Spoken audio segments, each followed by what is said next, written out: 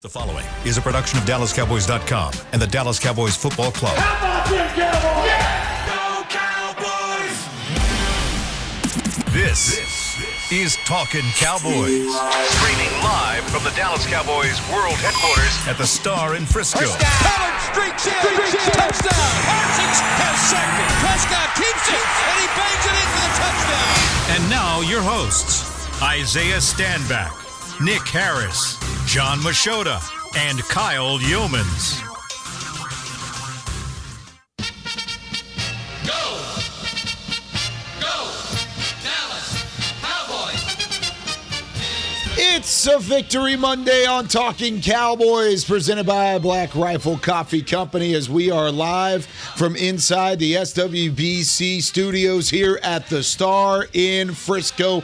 49-17, the final score. It is a 40-burger for the Dallas Cowboys as they take down the New York Giants and absolutely destroy them for the second game this year. Welcome in, everybody. Glad you're with us. We've got Isaiah Stanback. It is I. Chris Beam in the back. We've got Nick Harris. I'm Kyle Yeomans. Gentlemen, it's not one of those games where you're going to take a whole lot of stock in it. We talked about that throughout the week.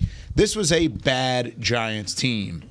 However, in order to really impress in a game like that, you needed to control in all phases. Mm-hmm. Dallas did that. Mm-hmm. They controlled in all phases. They got the job done, and they were really impressive, especially on the offensive side of the football, where right now, when I'm looking at this team, I want to see a win wherever we can offensively. And Isaiah, that's exactly what we saw. Exactly what we saw, Kyle. And over the span of 2 games against the New York Giants in the 2023 season, they have scored now 89 points. Is that good?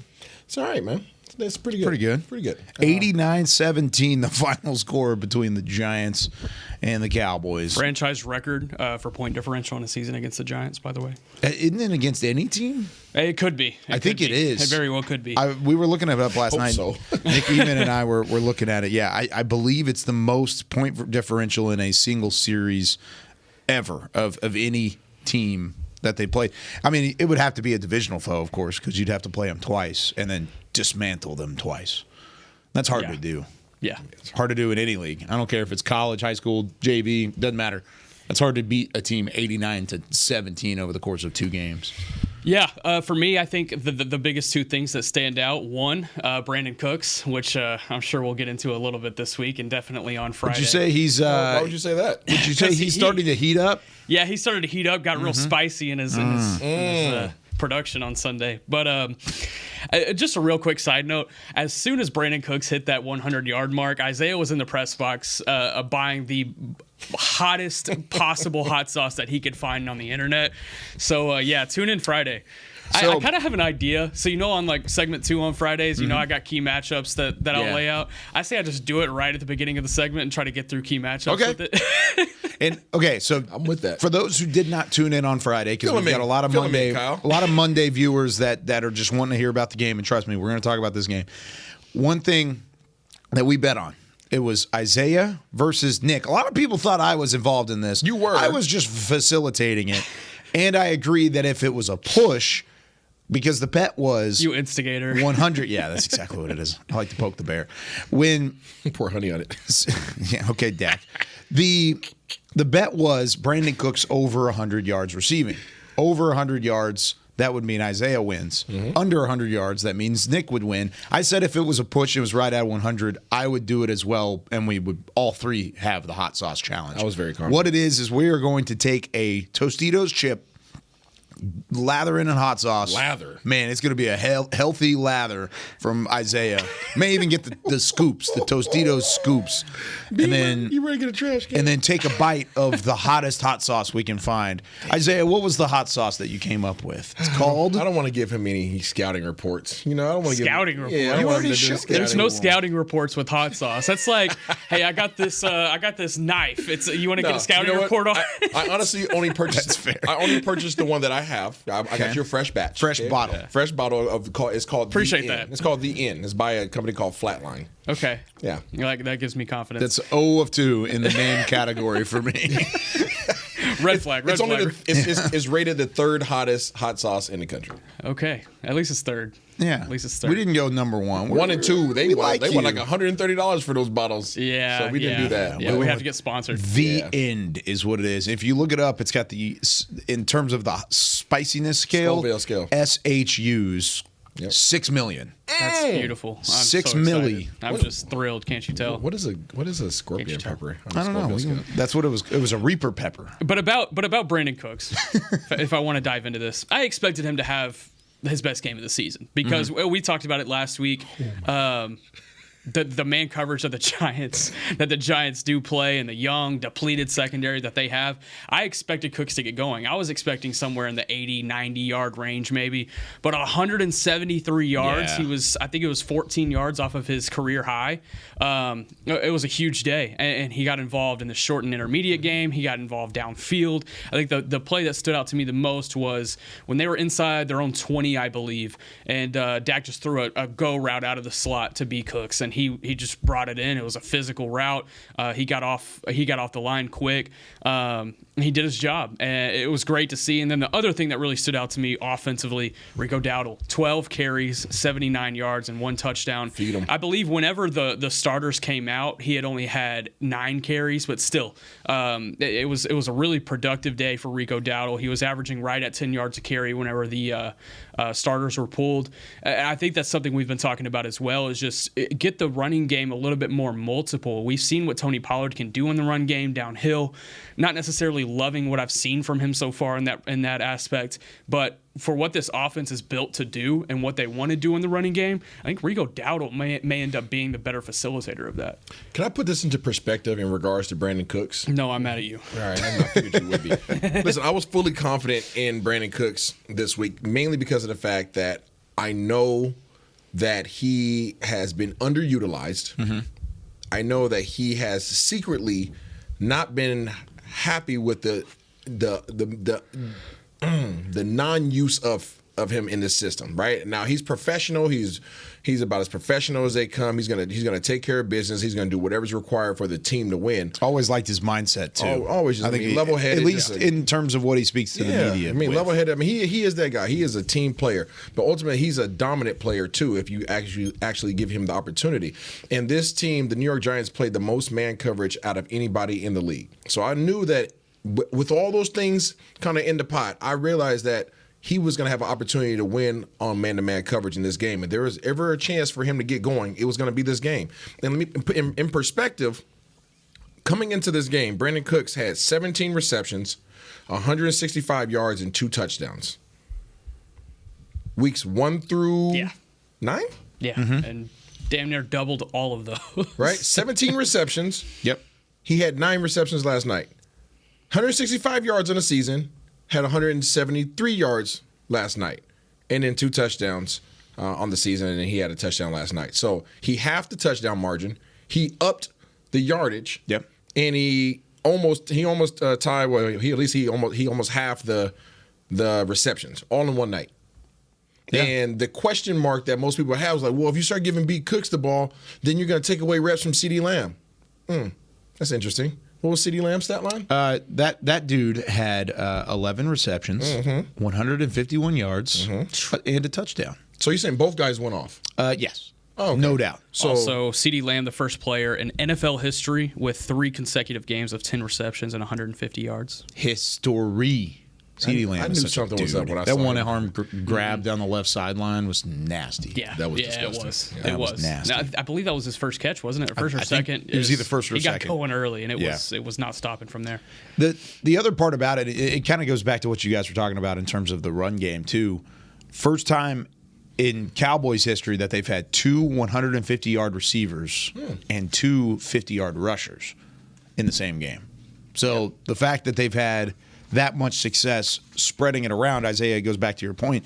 Everyone can eat. Now, this was up against a bad New York Giants team. I feel like everything here is always with a little bit of a grain of salt, but what we've been looking for is any kind of click from the offense. And I will say this is the 4th straight week the offense has played better than they did the week before. Correct. Chargers, they improved. Rams, they improved upon the Chargers. Philly, they improved upon the Rams even. And then you got Dallas. This was important from the stance that against the Rams and the Chargers, I don't want to say I wrote those games off, but like I almost dismissed that production offensively because of this type of defense you were going against. You don't write it off here? I don't, because you talk about, I wanted to see this stuff versus man. I wanted to see them excel in the passing game versus man-to-man coverage. We talked about how much space these receivers were creating, right? We were talking about, can these guys get off press man? Can they create separation? Does this offense work versus man? You wanted to see it from a receiver standpoint. Absolutely. I wanted to see these guys win their one-on-one matchups. And the reality is when you're playing against a cover 4 zone like the Rams and the Chargers primarily play, that's like pitch and catch. Now, you're still playing against professional athletes. There's still some all-pros out there, all that jazz. That's cool. But you're not having to actually like win your one-on-one battles, right? You're kind of finding the weak spots of the zone. And that comes with the game of football. I get it. But like when you face man-to-man like you did versus Philly, when you face man-to-man like you did versus the 49ers, like you did versus Arizona, like you did last night, that's when you kind of find out what you have in terms of your receiver's ability to create space and your quarterback's ability to be able to put the ball where it needs to be, because the margin for error is slim to none whenever you're playing man-to-man. And also you get a chance to see how this West Coast offense, how effective it is versus man-to-man coverage, because you would think, most people on the outside would think, well, man-to-man versus a West Coast offense, that's not a good predicament for the Cowboys. Well, he proved you wrong. Well, I do mostly agree with you because this offense, again, it's built to beat man. The weapons that they have are built to beat man. You got Brandon Cooks, CeeDee Lamb. There's a reason why those two had a great day yesterday. You said you want to see them beat man from a receiver standpoint. I think from a quarterback standpoint, I would rather want to see Dak Prescott beat zone on a consistent basis, just because I know that's what he struggles with the most. Correct. Now, Dak has struggled with identifying coverages and making the right decisions. Yeah, that's what we've talked about. Right? For sure. But in terms of accuracy, he was able to show you a lot last night because of the small margin for errors versus man-to-man coverage. Man-to-man, you're not going to be beating anybody by no more than 1.5 yards. Maybe that's like destroying somebody, right? 1 yard. Talking about 3 feet. Okay, so that's huge margin in the NFL.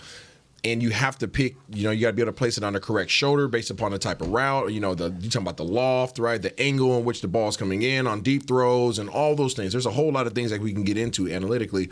But ultimately, Dak had a heck of a day.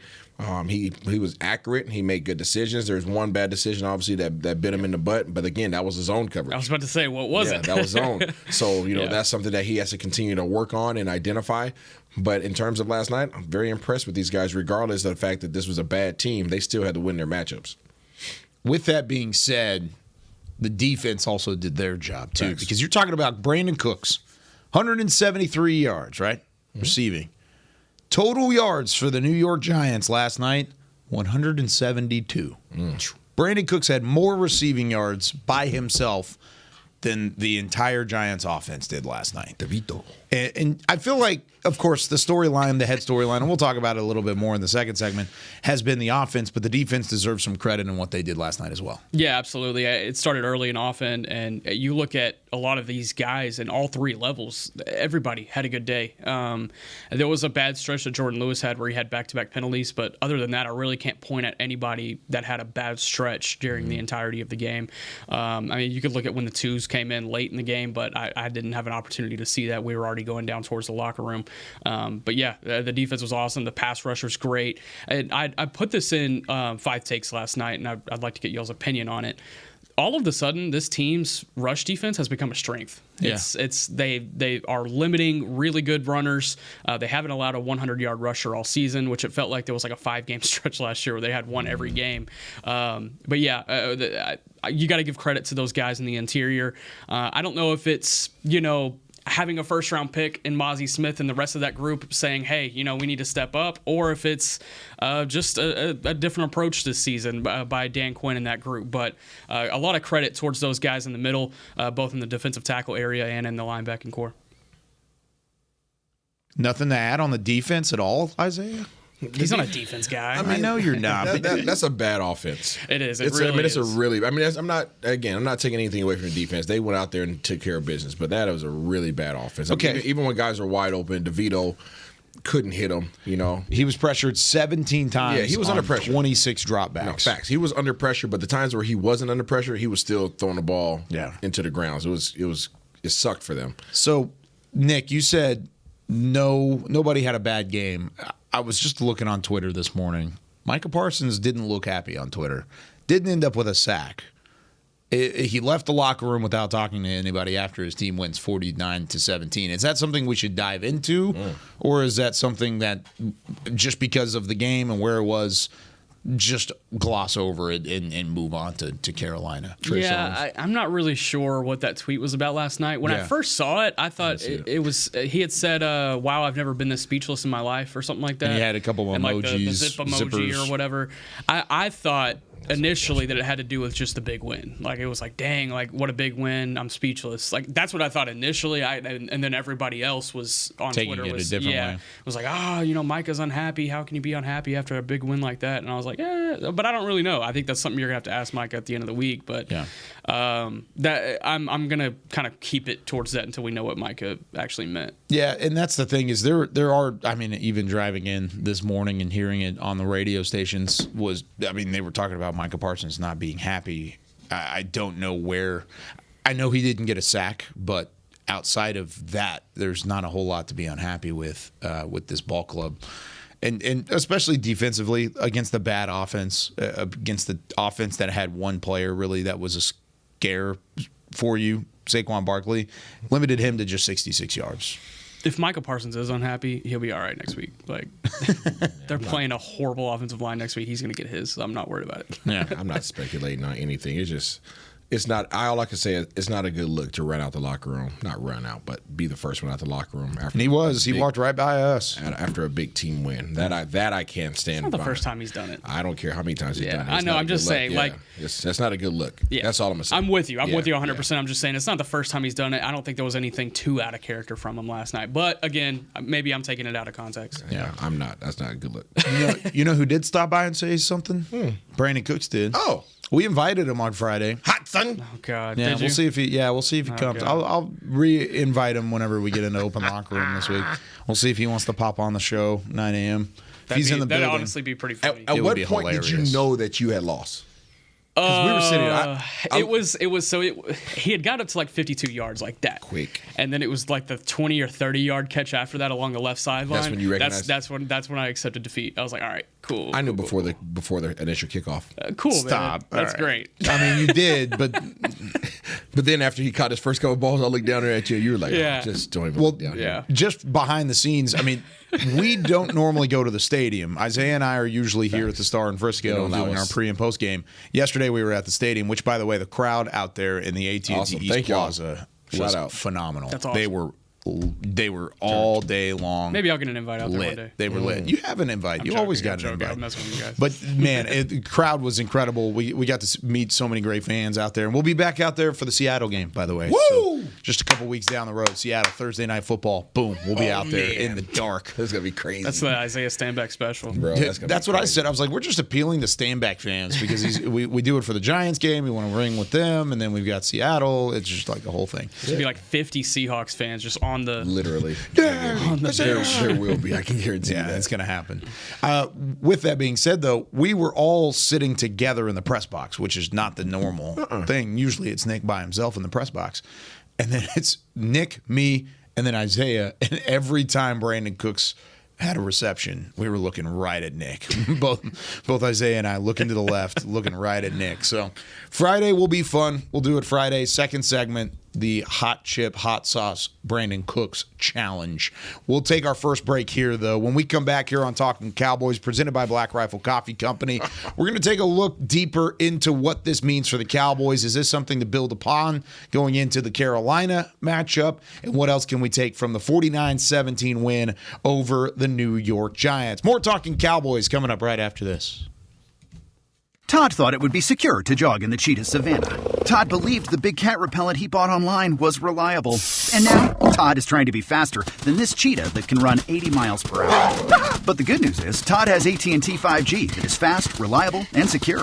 And he learned the best thing to do is stop running and toss her the backpack with the beef stew. AT&T 5G. Fast, reliable, secure. It's not complicated. 5G requires compatible plan and device. 5G may not be available in your area. See att.com/5G for you for details. Black Rifle Coffee Company serves premium coffee to people who love America.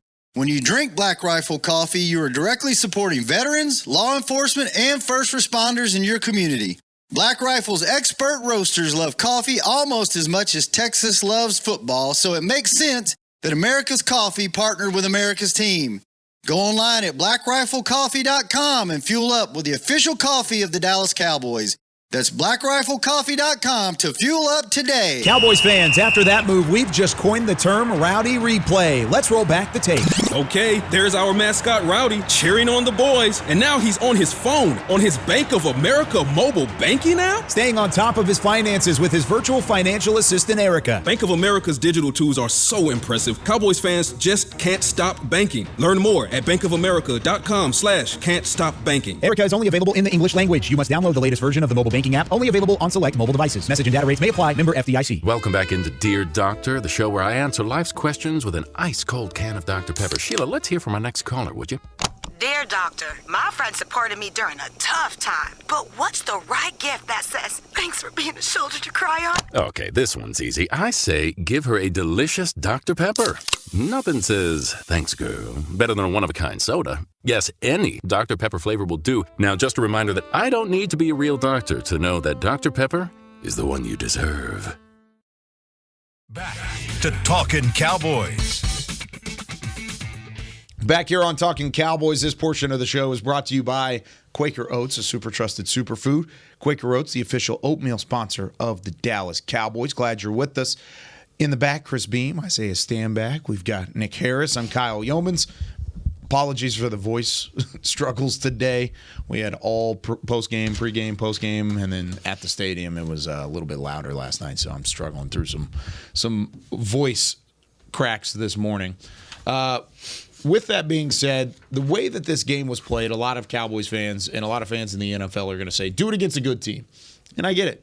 49-17, the Giants weren't very good. It was really what we expected, what we wanted to see out of this game. But, Nick, do you take any stock in any element of the win as something that can be built upon going into next week? You know, I put it out on Twitter last night, and, you know, I expected a little bit more a flack from it, but I guess Cowboys fans do agree. I'm no more or less confident than I was before the game because we've seen this before. Like we've seen them dominate teams that they should dominate. Honestly, there's nothing that they can do over the course of the next, I'm going to say 2 weeks, because I think there is something they can do against the Commanders that would give me some confidence. But I'm talking about this game against the Giants, next week against Carolina. They just got to handle business, and that's what they did, and that's what they should do. Good teams beat bad teams. I guess if we're looking for specifics, getting Brandon Cooks involved the way that they did, obviously that's a huge confidence booster moving forward on the offense.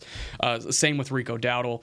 Defensively, just remaining consistent drive after drive after drive. I think there was a stretch of 9 drives where they were able to push the Giants off the field. So, yeah, you could take away things there, but again, we've seen a lot of those same things throughout the season. It doesn't really matter for me until they beat a playoff team like this. It's just because of what we've seen so far this season. I gained confidence from the thing that you just mentioned. That's Brandon Cooks. Them getting him involved, to me, it's going to propel this offense going forward. And it's not from the standpoint that now you know that what he can do. You knew what he can do, but it's like knowing that you could do something and actually doing it are two different things. And now you have full understanding of how you can involve CeeDee Lamb and Brandon Cooks in the same game plan without any of them suffering any setbacks, in terms of non-production. It's important that they have weapons on both sides that teams fear. And teams just fearing CeeDee Lamb is not enough. Well, whenever you go up against really good teams, what are they going to do? Weapons. They're going to they'll have multiple team. Yeah, they're going to take away CeeDee Lamb. They're going to take away CeeDee Lamb. So you have to have another threat. You have to put yourself in that position. So for me, I do have more confidence because now I know that they're like, oh, this is how we can elicit a game plan that incorporates both CeeDee Lamb and Brandon Cooks. Now the box that's still left unchecked is Tony Pollard. Yeah. And I didn't expect them to check every box this most recent game, but now you're playing against Carolina Panthers. What box do you need to make sure that you check this week? Rico Dowdle. The Rico Dowdle and Tony Pollard show. And I'm not against that. I think that Tony Pollard is a great running back, but I think that he needs a compadre. I truly believe that he needs somebody Did else you like to ride with. what you saw? Yes. With the fact that Rico Dowdle ended up having more touches and was utilized and played well. At one point in the game, he was averaging 9.8 yards per carry. Rico Dowdle is a battering ram. Finished with 6.6, by the way. He gets downhill fast, and he finishes on the opposing side. And he always has 2 or 3 guys with him. So that's a 1-2 punch that you have to lean on. And I think that they may have recognized that yesterday as well. That I feel like they waved the white flag in terms of just trying to put this entire running game on Tony Pollard's shoulders. And I think they acknowledge that. They're like, hey, it's okay. Forget perception. Forget the fact that everybody expects Tony Pollard to bear all this weight.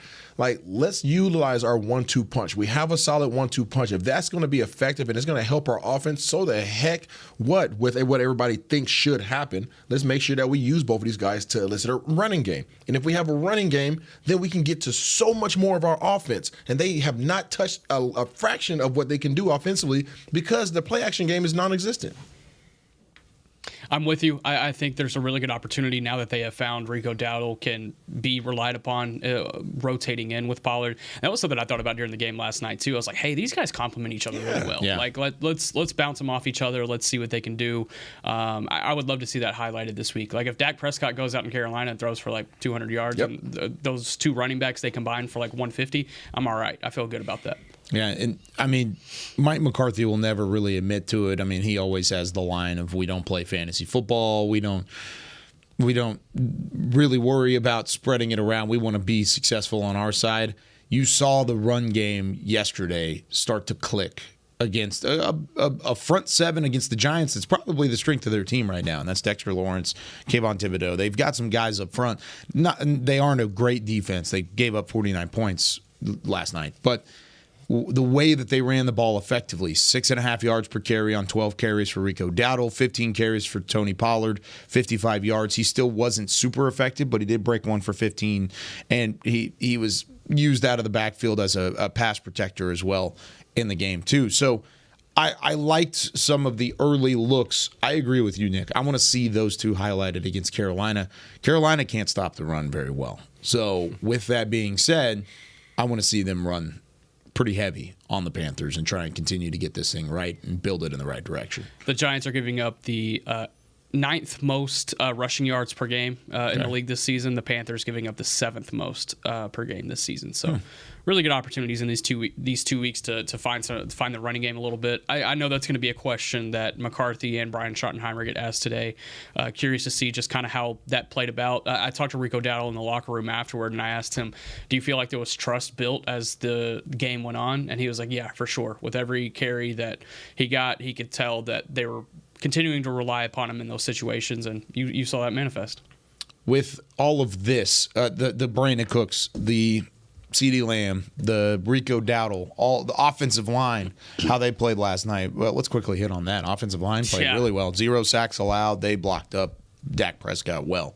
Yeah, they did a fantastic job. It was a bounce-back effort for everyone up front.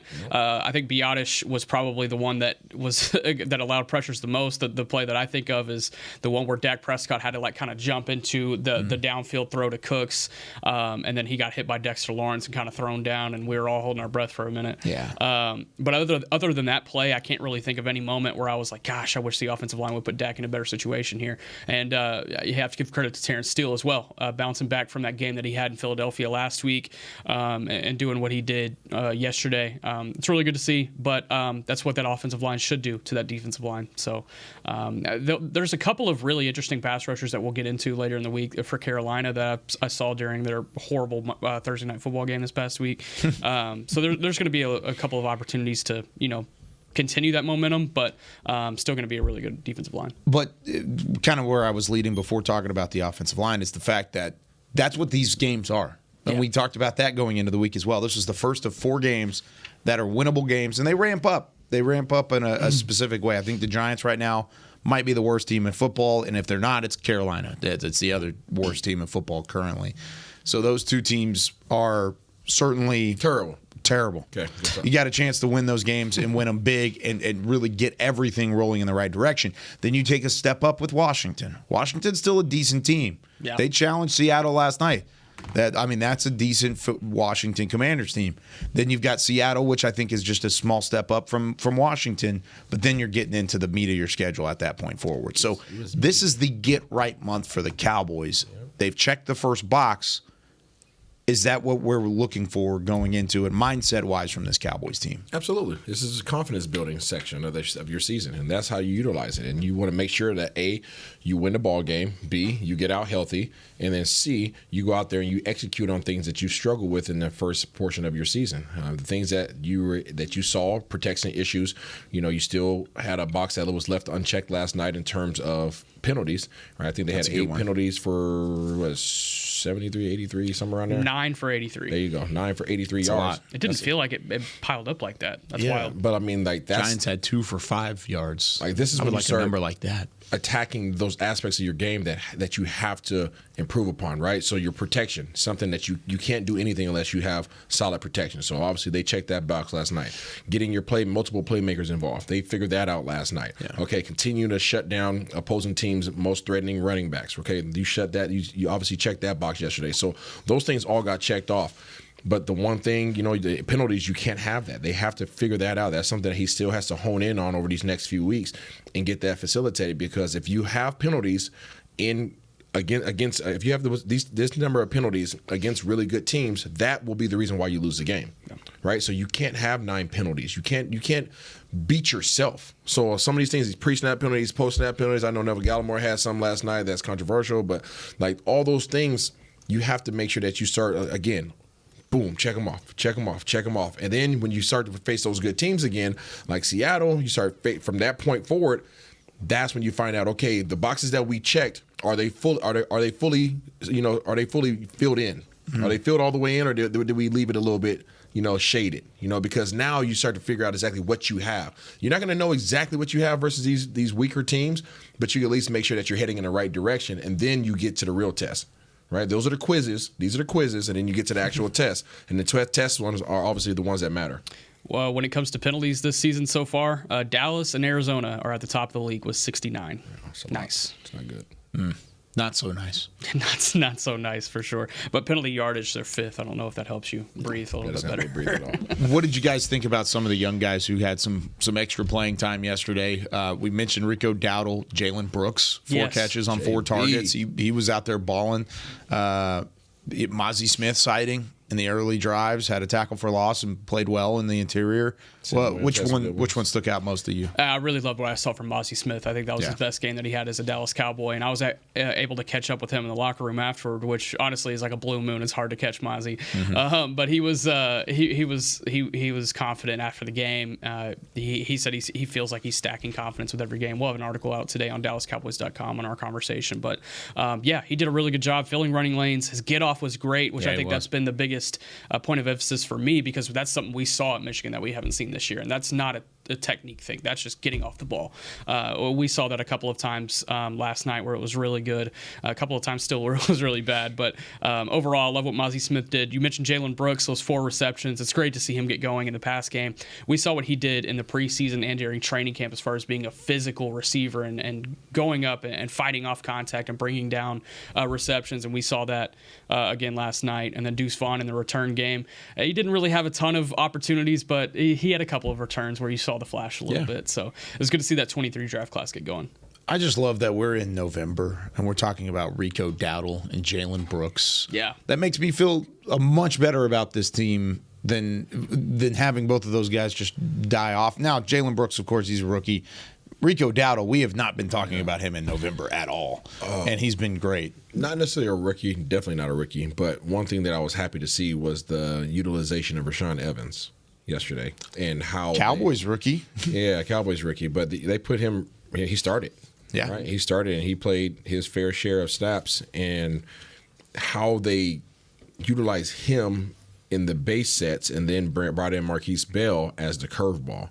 Right, obviously Marquise Bell has stepped in for Van Der Esch. He did a heck of a job filling in for that role, but it seems at least I don't know whether this is the new normal or they were just utilizing this game against a weaker opponent to get Rashaan Evans' feet wet, right? Get his feet underneath him a little bit. But either way, it looks like they're going to utilize him in the base sets, and then use Marquise Bell as a third down type backer. Well, the only thing towards that is he's out of practice squad elevations now. So he's going to have to get signed to the active roster, and nobody's gotten hurt the last 2 games, so there's no room really to activate him. I'm curious to see what they do there if they need Evans in the game against Carolina. I have an idea what's going to probably happen. Fans aren't going to be happy. Say it with your chest. I'm not saying Say it with your chest. No. All right.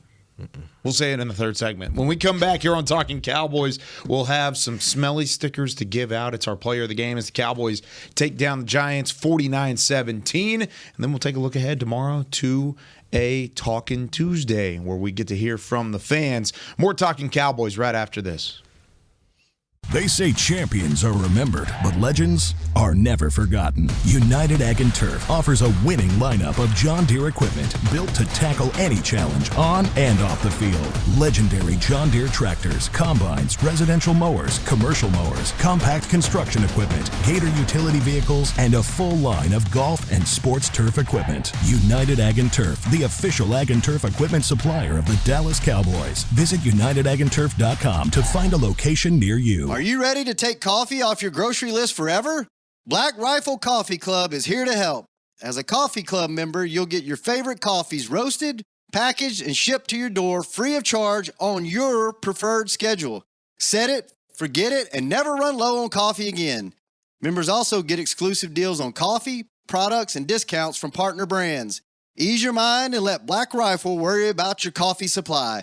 Go to blackriflecoffee.com to join the coffee club today. It's the official men's skincare brand of the Dallas Cowboys, Jack Black. And right now, Cowboys fans can get 15% off their $75 order. Plus, because every deal needs a playmaker, your order will include a free 5-piece skincare set and free shipping. The Jack Black Playmaker is 4 of Jack's favorites and a full-sized intense therapy lip balm. Make a play for the Playmaker at getjackblack.com/Cowboys with the code CowboysVIP. That's getjackblack.com/Cowboys with the code CowboysVIP. Todd thought it would be secure to jog in the cheetah savanna.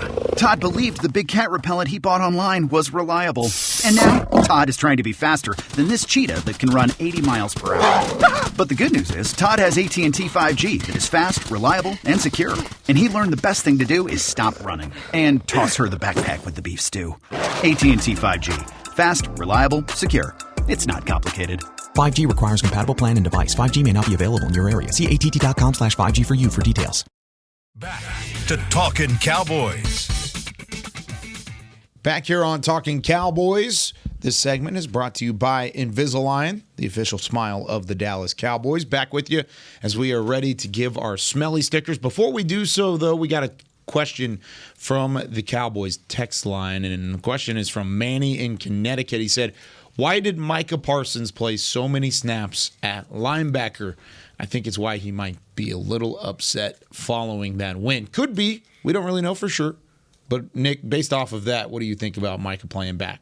Yeah, he played 10 snaps in the box last night off the ball. There was one play in particular where Jaron Kearse was coming down on a safety blitz, and Tommy DeVito expected there to be a hole in the middle of the coverage as a result. And Micah Parsons dropped back into coverage out of the box, and he played phenomenal coverage across the middle. Ended up being, I believe it was a sack, or Tommy DeVito had to try to get out, and it was only like a 1 or 2 yard gain. It was on a third down. It was a really, really good play from Micah Parsons in coverage, but that could be a reason. He played 15 snaps in the box a couple weeks ago, so it's no different than something he's done at any point this season. But again, that's something we'll have to ask Micah later in the week. All right. So, yeah, we'll ask him later in the week. I'm interested to see how this one develops because, like you said, whatever the pressures were there, 17 on 26, it's not like Dallas lacked any production from their defensive front. Yeah. And Micah just wasn't the one with a sack. I don't know if he's upset about this at all. Maybe we're just diving into it a little bit more. We'll find that out as we go along. All right, Isaiah, since you won the Brandon Cooks bet, I'm going to let you start things off here on the smelly stickers because I have a feeling of where this one might be. Yep, you should, Kyle. I do want to give you credit. Out of anybody that was willing to go out on a limb. Oh, no, not on the new desk. I'm good, Matt. All right, we're good. We're good. Out of anybody that wanted to go out on a limb, you went very far out on that limb with Brandon Cooks. You came through, my friend. Well done. And I almost predicted the game score. Almost got the game score. What'd you say? I said 46-17. Yeah, so you field goal off, basically. Just field goal off. Yeah, Brandon Aubrey, what a horrible day. Didn't make a field goal. How dare you? Darn. All right, so I'm going with the watermelon, okay? No significance there with the watermelon, but you guys see there's a slice, okay? And there's a little slice right there, a little skosh of the good word of the watermelon. That's not a word. The skosh, yes, No it is. way. Absolutely. That's not a word. That's not a word. Got a heavy tongue today. All right, so this right here is just a taste of what you got out of what you can get out of Brandon Cooks right here. This little slice right here is just a taste of what he's capable of doing. Right. Yesterday, he did more in one game than he did in the entire first half of the NFL season. Give him the rock more because you only got a taste. Just a skosh. Just a skosh. Skosh is indeed a word. Yes, it is. A small amount, a little. How do you spell that? Skosh, but it's That's pronounced unreal. Booyah. That's unreal. You know how I know that word? We used to go have coffee with my grandfather, and my grandfather would always pick on the new waitress. That is a grandfather word. My grandfather would always pick on the new waitress, and he would say, watch this. And he would call the young lady over, and he would say, how can I help you? He would say, let me get a Scotia coffee. And they would say, excuse me, sir? And then he would go, got him. This guy right here, I got him. I got her. Let me get a Scotia. And he just keep reading. That's how I got it. Shout out to grandfather. Shout out to grandpa. Yep. That's awesome. All right, I'll go next. I've got these 2 cherries here, right here. All right, and they're connected by a vine. You've got the cherries, and they just have this connection with a leaf. Don't look at me. You're in my shot. Get out of my shot. There's a connection brewing between Dak Prescott and CeeDee Lamb. From the same vine. Okay. From the same vine. Mm-hmm. They have been phenomenal all year long, but just hanging. Just hanging around. 3 straight games for Dak Prescott with at least 300 passing yards. Second time he's done that in his career. 3 straight games with CeeDee Lamb, at least 10 catches, 150 yards. First time in NFL history a receiver has done that. So give it the cherries to my friends. So you're doing Dak and Prescott and CeeDee Lamb. God, okay, wow. cheater. Sorry. Yeah, he's a cheater. He took one of yours, didn't he? Yeah, I was going to do CD, but... Pick somebody else. It was a good game. Let me just look at the stat box. I mean, Sharon Bland had I 5 picks. I got one. Oh, forgot to talk this little pineapple right here. He's in his bag first off because he's got his book bag, but he's also running to class because he's late like I was this morning. He's got the glasses on. Somebody who was running quite a bit yesterday, Rico Dowdle. Rico getting the running game involved and doing a great job of doing it. We're running out of room here on the helmet. That's what I'd I love like to hear. See that. That's what I like to see. But yeah, shout out to Rico Dowdle. Would love to see him get involved more as the season goes on. Nice. Good call. Very nicely done. Yeah, Deron Bland, 5 interceptions now on the season. Feels like a footnote. It really does. It is a footnote. That's exactly what it is. Which, I mean, that just goes to show how good the offense was yesterday. I sure would love to have him and Trayvon on the field at the same time. I know. Really quick, what's y'all's confidence level in this Texas Coast offense, just in general? 1 to 10? And has it increased by game? My confidence level has increased. And it's not just because of what they did against the Giants. It's because of what they've done over the last month. 2 times against bad teams. The Rams and the Giants are not good. 1 time against a middle-of-the-road team, the Chargers, I would kind of put as an average team in the NFL right now. And then 1 time against a good team with maybe a poor secondary, and that's Philadelphia. They did it really well against Philadelphia. This offense was fine against Philly. I think there's growth there, and you're seeing that growth. And so I would put it at like a 7. 10 being like, oh, we're going to the bowl. Like it's done. Like 10 being it's done. 8 being okay, they can make a playoff run.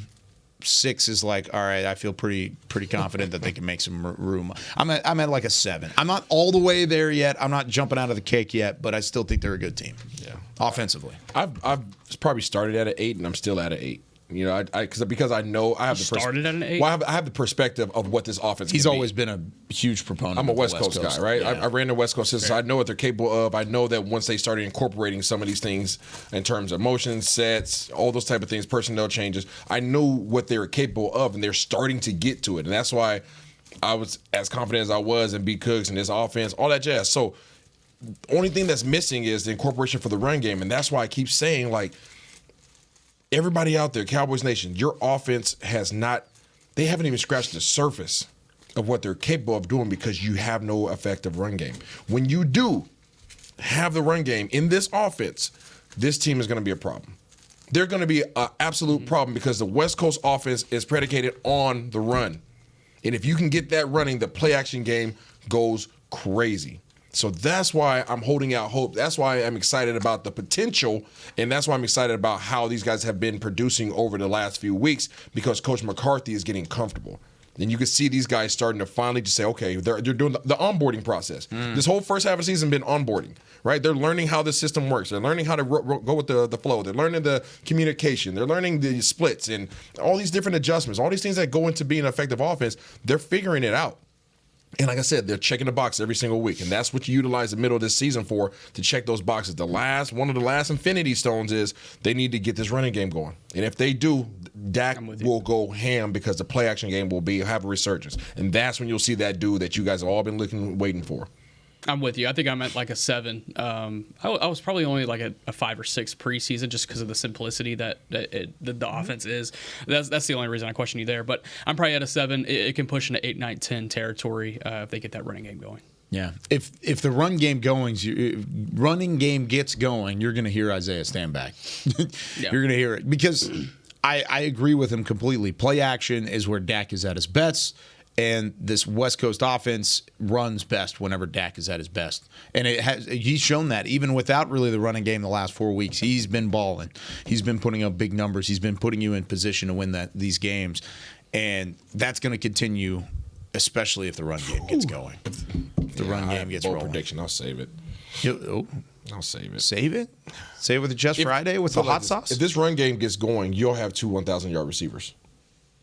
Oh, you think Cooks can get that many yards? If you get the run game going, I'm scared to make a bet. Yeah, if you get the run game going, you will. I promise you. If this thing gets going and teams have to respect your run, you will have 2 1,000-yard receivers. Nick Harris goes double or nothing. Yeah. I don't know if I'm there yet. There's a long way to go for BC. There's a long way for Brandon Cooks. It's not that far away. By the way, did you see the stat who has the most receiving yards in the NFL receiver-wise over the last 3 weeks? Yep. It's got to be Sedarian. Nope. It's CD. And Noah. And Noah Brown. Wow. And Amari Cooper. Wow. Those are the top 3 players. CD Lamb. Can you imagine if those guys were all on the same team? And Amari Cooper. Wait a second. And that's how we'll leave you here on Talking Cowboys today. For Chris Beam, Isaiah Stanback, Nick Harris, I'm Kyle Yeoman saying so long from the Star in Frisco. We'll see you tomorrow with more Talking Cowboys. This has been a production of DallasCowboys.com and the Dallas Cowboys Football Club. How about this, Cowboys? Yeah!